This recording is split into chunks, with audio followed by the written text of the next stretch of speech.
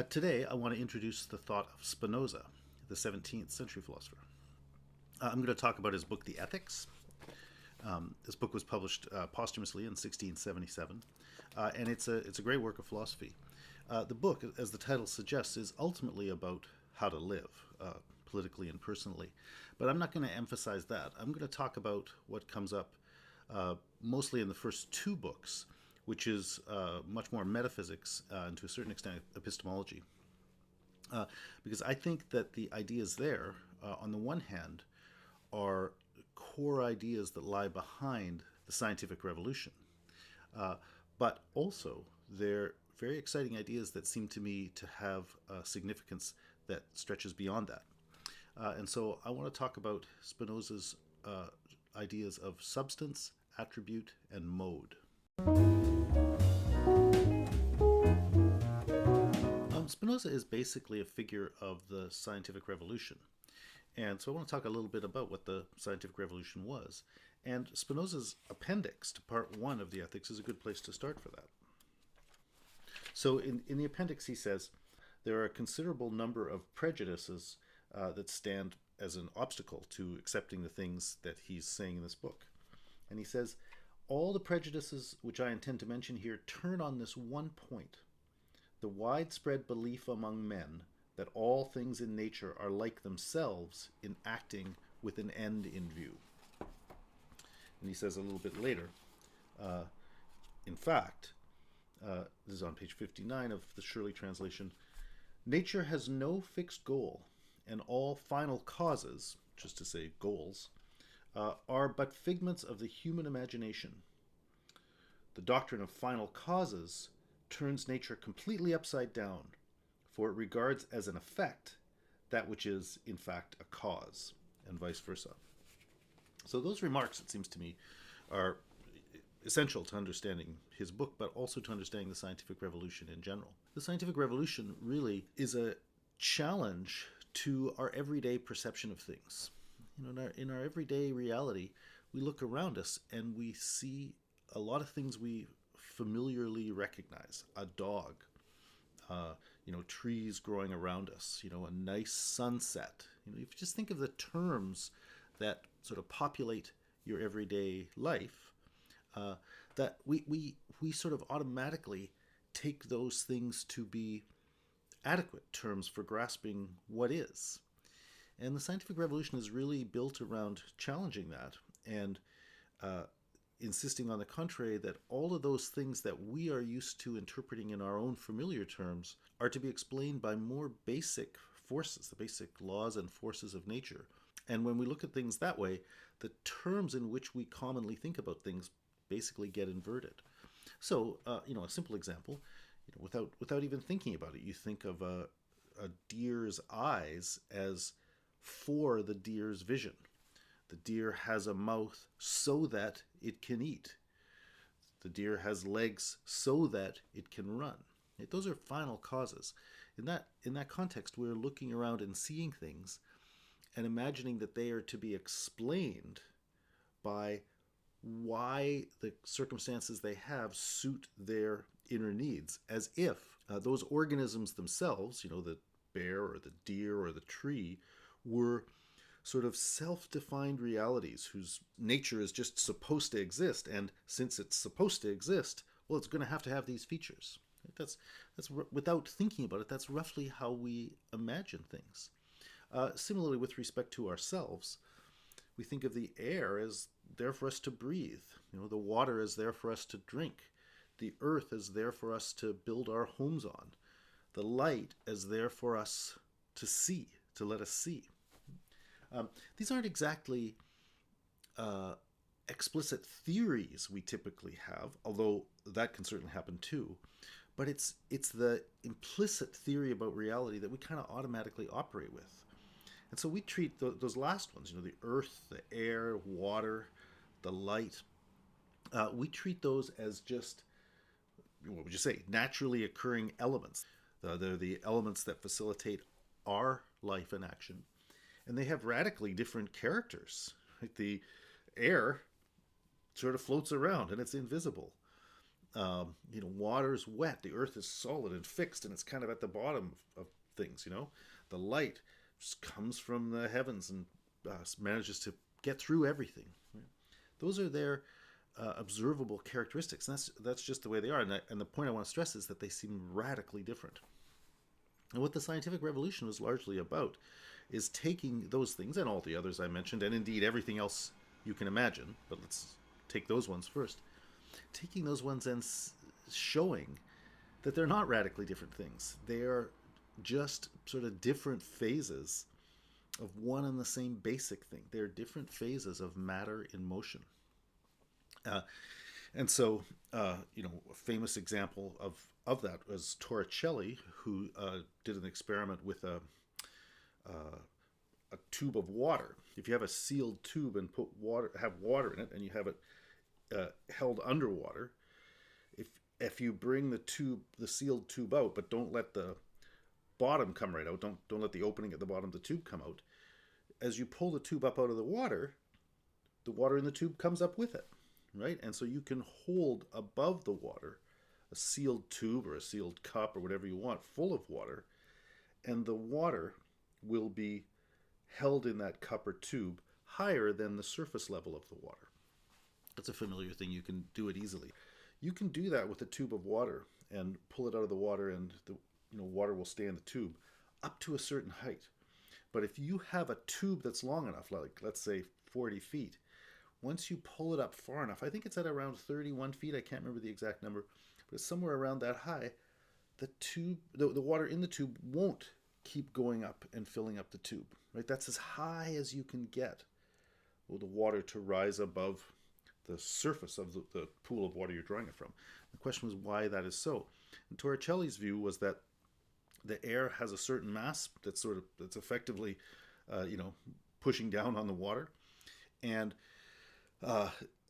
the amount of pressure it can exert is enough to hold that water up to a certain level, but it doesn't exert enough pressure to effectively push the water in the tube up higher.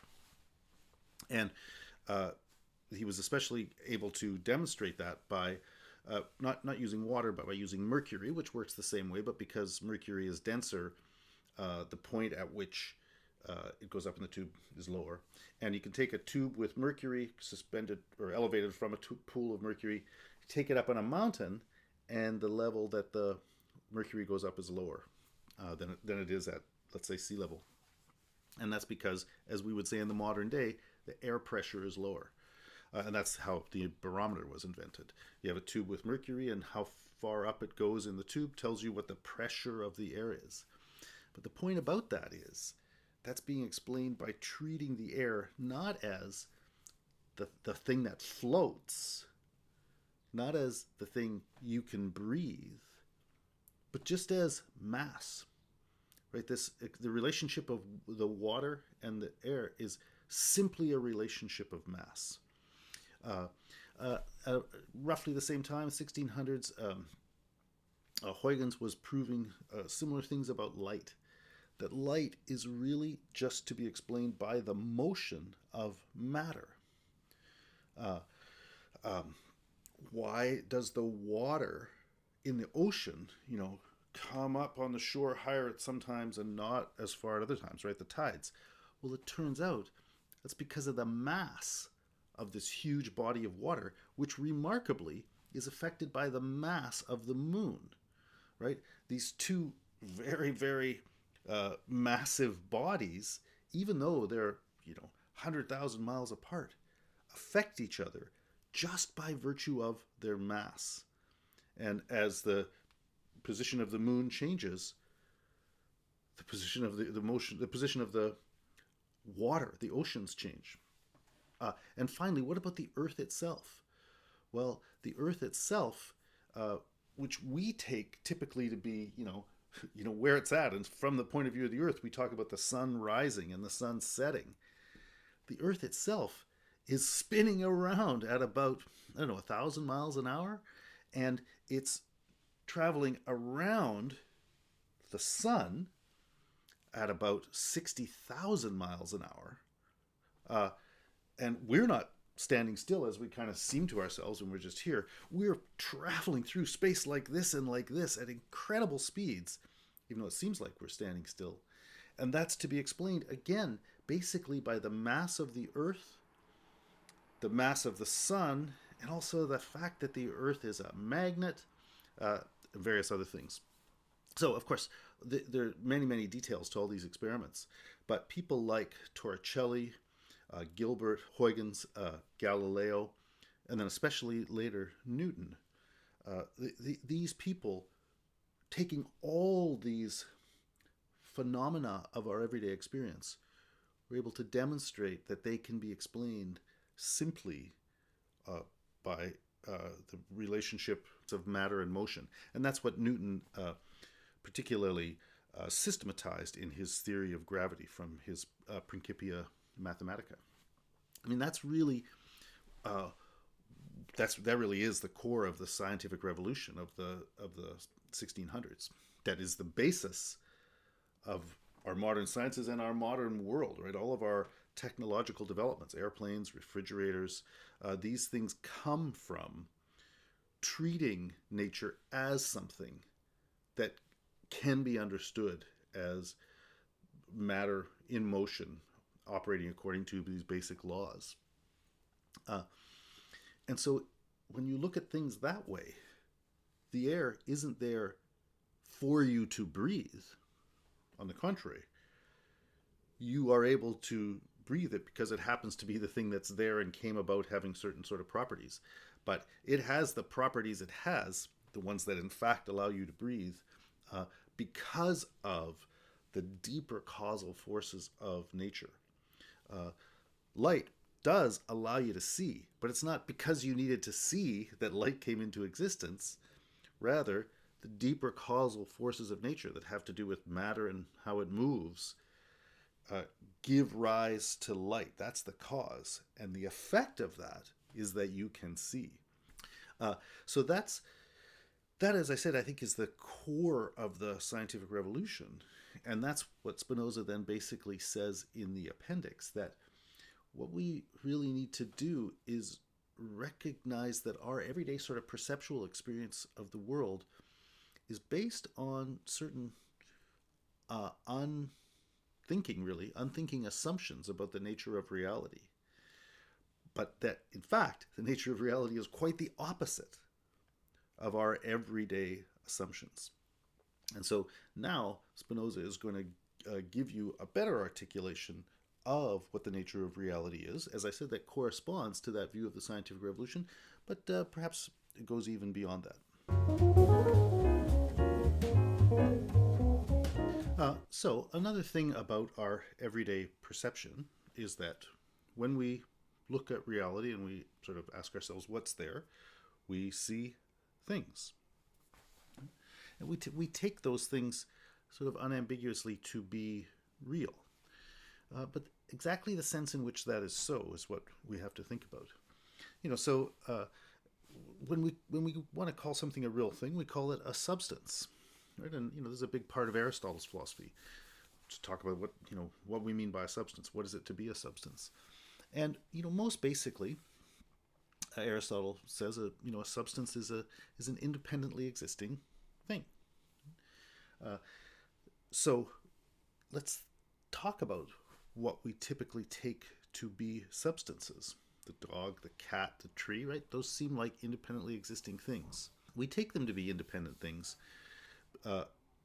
precisely by contrasting them with other things that are not independent, which we would commonly call, I guess, properties, right? If you think of green, green doesn't exist by itself. It's real, but it doesn't exist by itself. It only exists as the color of a leaf, or 2 feet tall doesn't exist by itself. It only exists as the height of a hyena. Those are realities that only exist insofar as they are of something else. They are dependent realities, and they depend for their existence on the more primary fact about reality, that the hyena exists, or that the leaf exists, and indeed the leaf is part of a tree, right? So the independently existing thing, the thing that is not a property of some other thing, is the hyena or the tree. But green, 2 feet tall, they're real, but they're properties. So that's, basically why Aristotle says those things are substances, as opposed to these things which only exist, in a substance. But, the Spinozistic point, and the sort of the point of the scientific revolution, is those things aren't really independent. They're relatively independent, yes, in exactly that sense we've just said. But the hyena itself, or the tree itself, obviously only exists in the context of its highly dependent placement within the whole system of nature. It has that certain form it has because of all the causal relationships it stands in with all these other things. And so, said otherwise, if it were truly independent, it would just be self existent. It would be a thing that, without reference to anything else, just makes itself be. But that's not true. The tree comes into being as a part of this much bigger and fuller system. The hyena comes into being as part of this much bigger and fuller system. Minimally, by the mating of the hyenas that were its parents, but also by its implicated relationship in this whole system of nature, which itself is to be explained by the rules according to which nature works. So all of the things that we typically treat as substances, as independently existing realities, are really dependent realities. And they exist as so many aspects of so many ways in which the truly self-existent thing, the whole system of reality, the whole system of nature, they're just ways in which that system sort of manifests itself. You are seeing the laws of nature. You are seeing the workings of nature putting themselves on display as a hyena or as a tree. So Spinoza says we typically think of those things as substances, but in fact, we should call them modes. Just the ways in which the greater real substance, which is the whole system of nature, the ways in which that substance exists. Spinoza's point is reality is one, right? You can say the total system of reality, the total system of what is, that is really the one and only thing that exists. And the truth is, that's almost a truth by definition, right? Whatever you imagine, if you're imagining no, there's something else, well, that really just means you weren't imagining the whole of reality, right? Whatever things, whatever identifiable individuals you can imagine to be in some kind of relationship must be, by the simple fact that you imagine them that way, must be different instances of the single total system of, what there can be. Okay? And so those things that exist are all so many ways in which what it is to be is being manifest. So Spinoza then says, there's one substance, and he calls that one substance nature. And why would you call that nature? As we all typically do, but why would you call that nature? Well, nature is the Latin word, or from the Latin word natura itself, translation of the Greek word physis. And what both physis and natura basically mean is, that which occurs of itself, right? Physis, which Aristotle writes so much about, is, this thing that grows, a thing that just does itself on its own, right? And so when you're talking about nature, when you're referring to something as nature, you're saying it's that which, it's auto-affecting, you might say. It's that which brings itself into being by whatever means, it does that. But it is the ultimate context, not to be explained by something else, that just of itself gives rise to itself. And Spinoza's point is, logically speaking, that's the name of reality, of the one reality. So if you're thinking about what it is to be real, if you're thinking about it as opposed to just imagining things or making stuff up, if you think about what it really has to be, that's what you mean by reality. You mean the one and only self-occurring fact of whatever it is to be, right? And so he says that's nature. And so whatever you encounter, you're just seeing how reality does itself, how nature natures itself, right? And so he makes a distinction in the scholium, the note to Proposition 29 of Part 1. He says, I have to distinguish between natura naturans, nature naturing itself, and natura naturata, nature having been natured by itself. Nature naturing and nature natured. So really just the thing I said, like what you're seeing is something you kind of have to recognize in two ways. The only thing you ever see is what is. The only thing you're ever seeing is reality. The only thing you're ever seeing is nature. You're seeing nature as it has natured itself. But that is, in as much as that is also the one and only existing reality, in seeing that, you are also seeing the power to be. You are seeing the dynamic source of nature in the form in which it presents itself, right? In the same way that when you see, in a very dependent way, when you see a growing plant, you're seeing a process of growth. You're seeing the dynamic process in and through the current form in which it has realized itself, right? And when you look around you, and indeed when you look at yourself, when you consider whatever is, you are seeing nature in action. And you're seeing nature in action basically through the way it has enacted itself. So he distinguishes then nature naturing and nature having been natured, or nature as the cause of itself, nature insofar as it's causing reality to be, and nature insofar as it's an effect, as it has been effected. And so that distinction between natura naturans and natura naturata is basically the distinction I just made between substance and modes.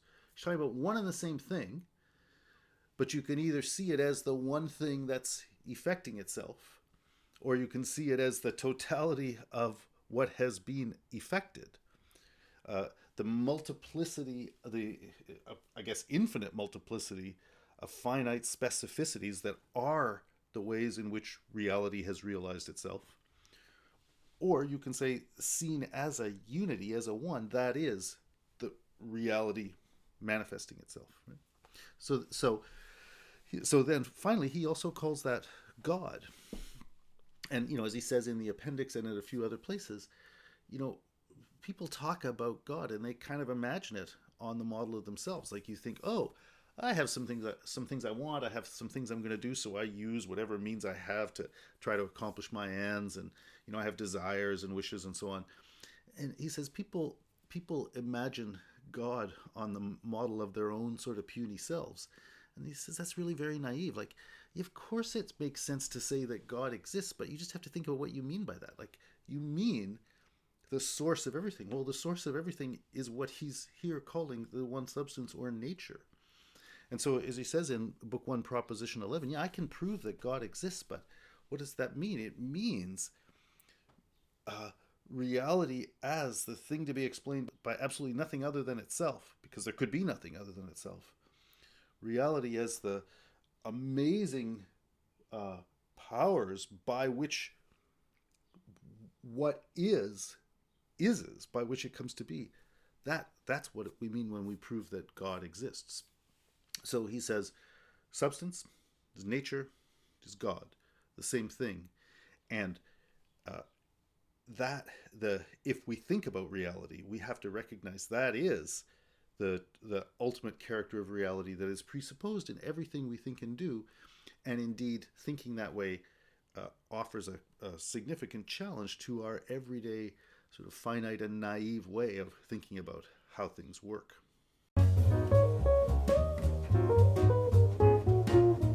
So we have Spinoza's basic distinction between substance and mode, and now I want to talk through his rather powerful way of understanding the notion of attribute. And to do that, I want to just quickly think about three examples of everyday experience. So the first one is, just imagine you're on a street or whatever, and suddenly you notice a friend of yours whom you haven't seen for a long time. You just go, "Hey, how you doing?" And you wave and speak. Should be familiar enough. Second example, uh, you're out at a restaurant with your friend, and I don't know, she's talking with you about what she did last night, and you're talking with her about what you did last night, right? And the two of you are just talking. You're speaking to each other and understanding each other. Again, familiar enough experience. Third one, slightly more complex, but still, I think, a type of thing that's pretty familiar, kind of thing. You're walking home with your friend. You're going to your house, and you come in the front yard. But in fact, it happens to be the case that your dad told you this morning, or you know yourself, whatever, that the hinge on the front door is broken, so you don't want to use it. So you walk in with your friend, and you're again talking about whatever you're talking about last night, or talking about what you're going to do later, whatever. And again, without particularly thinking about it, you just sort of walk around the side of the house and go in the back door with your friend. What I want you to notice about all three of those experiences is that those are all experiences which the kinds of things that happen without us ever really sort of reflecting on what we're doing. We just do those things pretty much automatically, right? So in the case of greeting the person, right, it's not like you go through a sequence of separate thoughts. Oh, I'm having a visual experience. Oh, I recognize that to be my friend. Oh, I want to greet my friend. Oh, I think I'll raise my arm because that's a recognized mode of greeting. Oh, I'll say this, it's like that's not what happens. The Really, if you think about what your experience is like as it kind of unfolds, the your grasping of what you're seeing just is the recognition of your friend, and the recognition of your friend just is that sort of drawing out of you of the expression of greeting, and that just automatically happens as the going up of your hand and the words coming out, right? It's like there's a single act of recognition, which is greeting, and that's kind of carried out through those actions, but they're not separate things. They don't really happen in separate stages, and it's not like you have a separate cognition and then you apply it to your body and make it go around, right? It just happens. And that's kind of how you recognize your friend, is to go, "Oh, hey," like that's how it happens. uh, Again, a similar sort of thing in the conversation you're having with your friend at the restaurant. You are wrapped up in this very interesting story she's telling you about what happened to her last night and how she thought about that, right? And you're sitting there apprehending, her perspective on the situation and being interested in it, and saying your things back so that she then gets your sense of what's happening and so on, right? That's what the experience is. The experience is one of communication. Her communicating her perspective to you, of you communicating your perspective to her, and so on, and you understand and so on. But if someone were to film that from outside, and you were to look at it, you would see the only sort of worldly thing that actually happens is a bunch of sounds come out of your mouth and her mouth, and hands move around or whatever. But let's focus especially on just the words. Like the the the act of communication is carried out in and through words, and those are themselves just realized in sounds and movements of the mouth and so on, right? So again, you have this thing, like in the earlier example, the recognition was carried out as a moving of the arm and greeting and waving. In the second case, the communication of your ideas is carried out in the making of sounds, right? And then in the third one, the thing I want you to notice in the third one is slightly more, a little bit more intricate, or just a little bit more complex, right? In that third situation, you get to near the front step, and you go around to the back because you know that you can't use the usual route. So in a certain sense, you have to solve a problem, right? There's an act of understanding there. Oh, I want to go in the house, but I can't use my usual means because it's non-functional today. So I have to figure out another way to do that. Oh, I guess I'll go around the back and go in the back door, right? But that's not a thinking that you have to go through reflectively. Kind of in the same way that greeting your friend just is accomplished as the waving of your hand. The thinking out of how to deal with that problem just is accomplished by your walking in a way that sort of discriminatingly responds to the specific demands of the situation. A very similar situation is much simpler is when you're walking down the street, on your normal path, and there's a stone in front of you or a hole in the road or whatever, and you walk around it without ever thinking about it.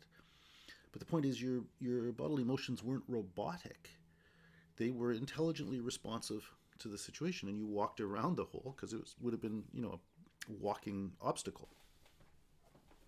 So, those three examples, it seems to me, uh, show this very interesting structure. We can say, uh, what what happened? I greeted my friend. What happened? My friend and I were sharing our ideas about what we think about what happened last night. We were communicating. Uh, what happened? A problem was thought through and solved. In each case, you can say um, uh, a meaningful thing that you carried out. And in each case, you can also say, an arm was raised, words were, or sounds were made, legs moved in space. Right? You have a single event in each case. But also in each case, that single event can be, and indeed needs to be, if you're going to understand it really, needs to be talked about in two quite different ways. In the conversation, you wouldn't understand that conversation if you didn't understand it as an exchange of ideas. But that activity is also an activity of language, and that means it's something carried out through the exchange of sounds. But if you're going to talk about sounds and the reception of them, you're going to be talking about wavelengths, and you're going to be talking about the ear canal and whatever else goes on in the ear, right? You're going to be talking about all those things. To say what it is to understand someone else's evening last night, you're not going to say anything about the waveforms of different sounds. Right? Similarly, to talk about how sounds are produced, you're not going to talk at all about what people do for their evening's entertainment. Right? So you have in these different events situations that real things that happen that really have to be described in two ways. Both of them are true, both of them are sort of necessary to the reality of that thing, and yet the terms in which you describe and analyze one are completely different from, completely incommensurable with the terms in which you talk about the other. They don't have a common measure. I mean, they don't fit together at all, and that's why when you are going to talk about how sound goes, like you can't have in the midst of that a reference to how friends know each other. Like, you just made a mistake if you tried to do that, and you're not staying true to the terms of talking about the sound. Right? And if you're trying to explain to someone what it means to recognize a friend, you're never going to refer to the way that elbow joint works. Like, you just have misunderstood what you're talking about. So that's the basic distinction that Spinoza really wants to operate with when he talks about attribute. He says there, you're talking about the same thing in each case, but you're talking about it through two different attributes. You're talking about it on the one hand in terms of the attribute of thought, which means, the meanings, the graspable meanings that are defining some situation that intelligent beings are involved in. And in the other case, you're describing it, as he would say, under the attribute or through the attribute of extension, because you're talking about it, the situation in terms of bodies and the rules according to which bodies work. And let's go to what he says now in part 2, proposition 7. He says, the order and connection of ideas is the same as the order of connection of things. And then he says, in the scholium to that, consequently, thinking substance and extended substance are one and the same substance, comprehended now under this attribute, now under that. And so, too, a mode of extension and the idea of that mode are one and the same thing expressed in two ways. right? So those are just places in the text where he's saying that same basic thing I'm saying there. In each case, in reality, what you're dealing with is, as we saw already, a mode, or modes of the one substance. And whatever mode you're dealing with, you can take it up basically as a meaning or as a body, right? You can take it up in relationship to these two different attributes. That then leads Spinoza to say the final thing I want to bring out again from part two, and that is how to understand what the human mind and body are, and what their relation is.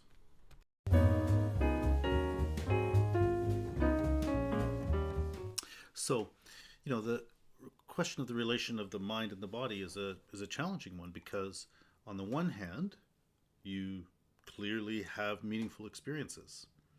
On the other hand, you're clearly a body implicated in causal relationships with other bodies. And so, that raises a question for us, like what's the relationship between those causal bodily processes and our self-conscious experiences of meaningful relationships and so on. So if you think of Hobbes, for example, in the Leviathan, Hobbes's approach to that is basically a reductive one, trying to explain away the domain of conscious experience by referring it all to bodily causality, as if that were the only thing that were going on. Descartes, in his Meditations, tries to show that's incoherent, because the very nature of your self-experience is that it's irreducible, right? That's more or less what the cogito argument shows in the second meditation. And indeed, he goes on further to argue that even the very kinds of knowledge that someone like Hobbes has to be assuming depend on the unique capacities of the unique and irreducible capacities of the human mind, right? So, Hobbes tries to explain all knowledge on the basis of sensation, and Descartes wants to prove that your knowledge couldn't be explained on the basis of sensation. So, Descartes then says, that means, but of course it's true that bodies are involved in causal relations, and your body is part of that, right? So Descartes says, therefore we have to think of two things. We have to think of the mind as a thinking thing, a res cogitans, thinking substance, and the body as an extended thing, extended substance, res extensa. And they're radically different kinds of substances. But now, Spinoza's response to that is that, whereas Descartes' account solves a problem that Hobbes' account is in, right? That, Descartes tried to show that Hobbes' account can't explain various kinds of our experience. So Descartes has now produced a way of speaking to the autonomy of self-conscious experience, of mental life. But Spinoza's point is that dualism of substances can't work, because you need that the character of that mental substance to be responsive to the character of the bodily substance. So in two ways. On the one hand, you expect that when light rays affect your eyes in a certain way, you're going to see things, right? That those bodily events are also going to be experiences of seeing, right?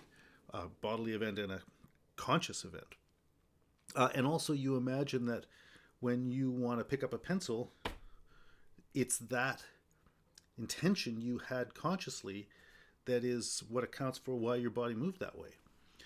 But if mind and body are two separate substances, that you can't have those relations, right? As he said in part 1, proposition 2, two substances having different attributes, like the extended substance and thinking substance, radically different attributes, can have nothing in common. But proposition 3, when things have nothing in common, one cannot be the cause of the other, right? So it's an incoherent thing. But that problem is solved if we're not talking about a causal relation between thought and extension, but if instead thought and extension are two different ways of apprehending the essence of the same bit of reality, right? And that then takes us back to those examples, right? If it is the same thing to suddenly recognize and greet your friend and to have your arm wave like that, it's the same thing to share ideas with your friend and to make all these sounds with your mouth and hear all these sounds with your ear. It's the same thing to solve a problem regarding getting into the house and to walk around, right? So what then does Spinoza say explicitly when he talks about the mind and the body? Let's go back for a second now. This is the very beginning of Book 2. This is definition 7. He says, by individual things, which is basically modes, I mean things that are finite and have a determinate existence. If several individual things concur in one act in such a way as to be altogether the simultaneous cause of one effect, well, then I consider them all in that respect as one individual, right? So you have several individuals that together make up one individual, right? Well, that's the kind of thing your body is, right? He says this in, he's got a series of postulates about the human body after Proposition 13, and he says, just on that point, the human body is composed of very many individual parts. And he has said,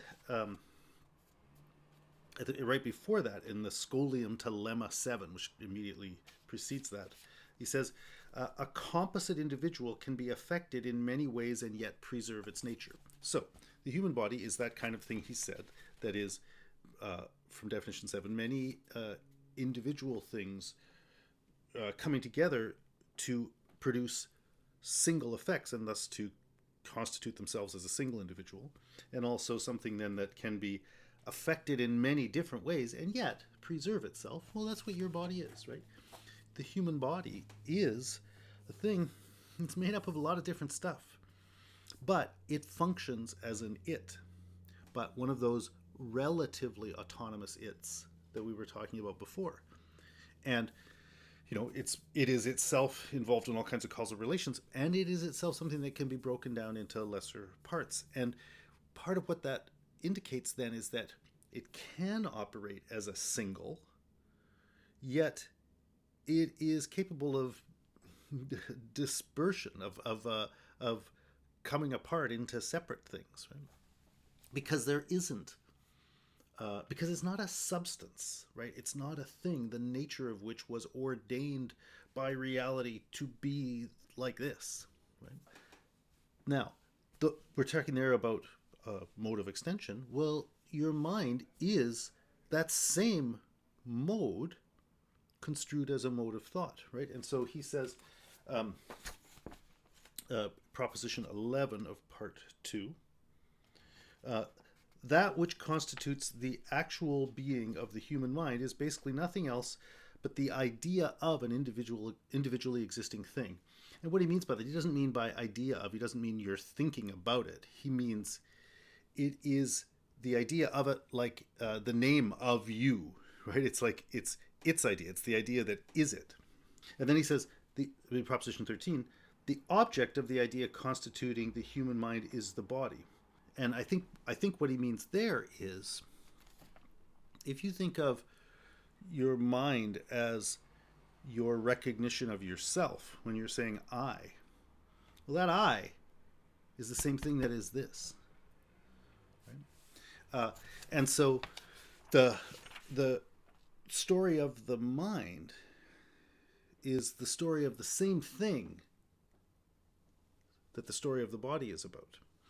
And so just as the body is itself an individual, but it's an individual constituted by a bunch of other individuals that, in fact, through their co-working, make this relatively individual thing coherently exist. Well, the same thing is true of your mind, right? Because your mind is just that thing at the from the point of view of the mode of thought, attribute of thought.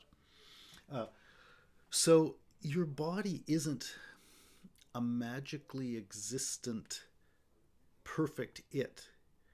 It's an it that is the way all these things together are making a certain relatively coherent thing exist. And so your mind is also not truly an it in that absolutely rigorous sense, but is a more or less coherent point of view that is the intelligible version of the same thing that that body is the extended version of, right? And so all just as your greeting is the moving of your hand and so on, all your thoughts, all your experiences, all your emotions are changing bodily situations. And so the experiences you have are those bodily structures as experiences of meaning. And your body is, wrapped up in complex causal relationships with things outside itself and so on. And that set of relationships as modes of thought are your, complex experiences of the world. And that last point about the variability of these two with each other, and it again is this idea that there's not just a simple it, right? That's really brought out in Proposition 15 when he says the idea which constitutes the formal being of the human mind, right? The idea that the mind is, the mode of thought that the mind is not simple, but composed of very many ideas. It means that your mind itself, you yourself, aren't exactly a self in the sense that there's just some ontological it that is you. It's more the case that yourself is a kind of perspective that's worked out through a complex set of things that are happening. And indeed, it means then that you might not even be one. In fact, you certainly aren't one, right? Your mind, you as a mind, are a composite and complex thing, and that I think can be more or less coherent. And so that now is the last thing that I want to talk about.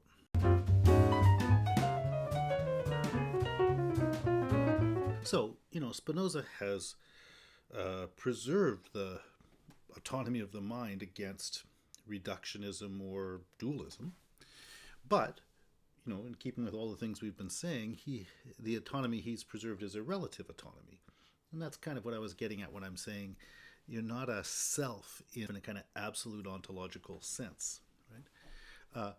And I want to just pick up that idea in relationship to the beginning of Book 3, and especially the scholium to Proposition 2, which I think really helps to bring out a little bit of the force of that idea, and especially to help us think about the nature of freedom and the sense in which we ourselves and or are not, and are or are not, the causes of our own action. So let me just begin quickly with the definitions from Part 3. It just says, definition 1, that an adequate cause is one that is the sole cause of the effect, right? It's one whose effect can be clearly and distinctly perceived through that cause, whereas an inadequate or a partial cause is one that cannot be conceived through that alone.